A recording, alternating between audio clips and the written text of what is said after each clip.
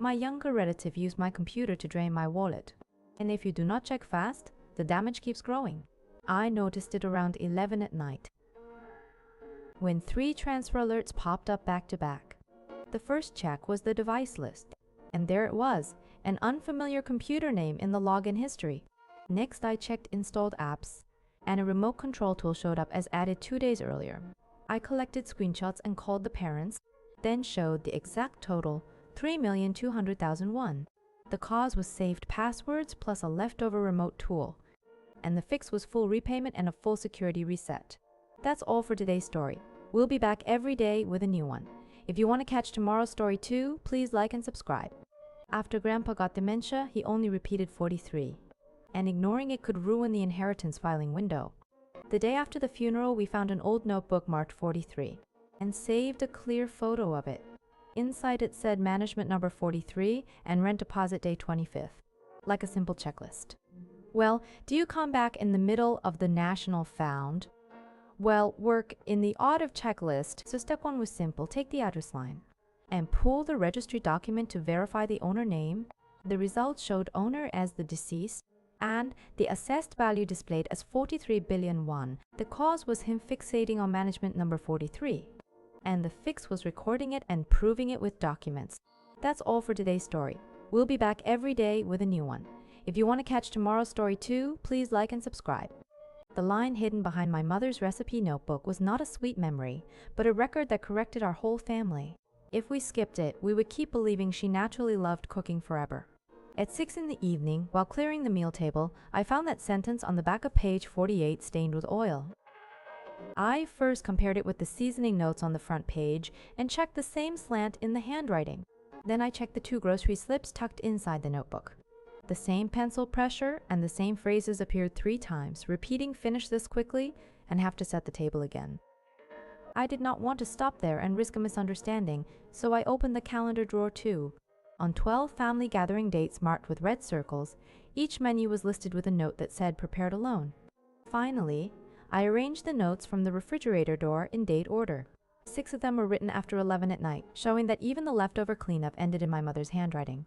My mother did not hate food itself. She hated carrying the whole responsibility alone every single time. So now, before each gathering, we split every task on paper and write 1 line first. Do not let one person do it all. That's all for today's story. We'll be back every day with a new one. If you want to catch tomorrow's story too, please like and subscribe. This is a story about siblings delaying their parents' care until a care home became the end point. If you do not check the facts, both the care gap and the estate dispute get bigger. At first, they agreed to visit once each weekend in rotation, but the calendar marks showed that over 3 months, only the second child came 4 times. The second child checked 2 things. Matching the family chat with hospital receipts showed that even 6 emergency visits were handled by the parents alone. The next month, the parents signed a care home contract costing 1,600 a month. The intake note said family support was unreliable and regular care was necessary. The siblings started late by talking about the house and savings first, but a notarized will in the drawer said that after care costs, the entire remaining estate would go to a public fund. In the end, the cause was not money but the habit of delaying responsibility first. The parents settled it with records and notarization, and the practical tip is to keep 1 shared care log. That's all for today's story. We'll be back every day with a new one. If you want to catch tomorrow's story too, please like and subscribe. If he tells you to cover the bills while sending a huge monthly transfer to his parents, you need to check fast. 1 month is enough for household deficit to become routine. First, check the transfer history around payday. If the same amount leaves 2 days after salary hits and the memo says family support each month, that is a fixed expense, not a one-off. Next, compare the last 6 months of household records with the card payment account. If utilities and groceries came from her account while that transfer kept going out, the burden was clearly shifted to her. Do not stop there. Capture the recurring transfer settings too. If the same date appears every month and the recipient nickname points to his parents' home, this was built in, not an emergency payment once or twice. Then talk with numbers, not just emotion. Once take-home pay and fixed costs are written side by side, it becomes obvious that the marriage budget split in 2 the moment he hid the support. In the end, the real problem was not helping his parents but hiding it like private money, and the fix was stopping the auto transfer and rewriting support limits and bill sharing in writing.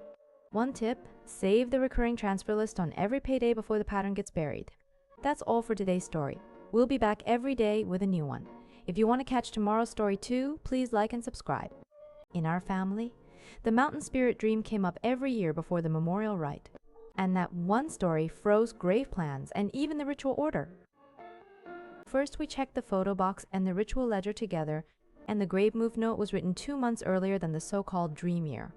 So we asked the eldest aunt and a younger uncle separately, and both remembered Grandpa saying it was a laugh after 3 bottles of rice wine that night.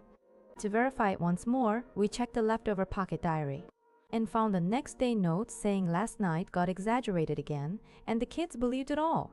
In the end, the mountain spirit dream was not a revelation but a drinking joke that hardened into family law. So now we trust only after matching 2 notes and 2 witnesses. That's all for today's story. We'll be back every day with a new one. If you want to catch tomorrow's story too, please like and subscribe. A ring that looked like a diamond came out of Mom's jewelry box. And if you do not verify it first, money issues and family misunderstandings can grow fast. Next to the ring was a note from 25 years ago saying anniversary gift. So I checked 2 things first: the receipt date in the envelope and the stamp inside the band. The receipt said white stone setting for 780,001, and inside the band there was only a silver hallmark. So it started to look less like a real diamond and more like a deliberate cover story. But Mom did not look surprised at all. She opened a deeper drawer and pulled out a repair envelope from 12 years ago and a small appraisal note she had kept the whole time. The memo clearly said imitation stone confirmed, and the household ledger from that same month showed a large tuition payment, so Mom said she had understood both the truth and the reason back then. In the end, the cause was a month when money was tight and Dad still wanted to keep the anniversary, and Mom kept the ring because she understood that. If you find family jewelry, compare the appraisal date and repair envelope before guessing the whole story. That's all for today's story. We'll be back every day with a new one. If you want to catch tomorrow's story too, please like and subscribe. At a family gathering parking lot, my cousin scratched my car and left. And if I ignored it, I would lose repair money and let the misunderstanding grow. I opened the parking dash cam first, and around 3 in the afternoon there was one impact alert, with a door from the next car swinging wide into mine. Because it was family, I did not accuse him yet. And when I matched the yard photo time with the parking spots, only my cousin's car was there then. The next day, a repair shop quoted 2 door panels at about 270,001. And I saved both the scratch photos and the dashcam captures right away. I took the files to my uncle's house, and my cousin first said he did not remember. But when the impact time and his clothes matched, he apologized and agreed to pay. In the end, my cousin stayed quiet because he was embarrassed, and I settled it by showing the video with the estimate together. On the same day, saved the impact time and repair quote as one set. That's all for today's story. We'll be back every day with a new one. If you want to catch tomorrow's story too, please like and subscribe.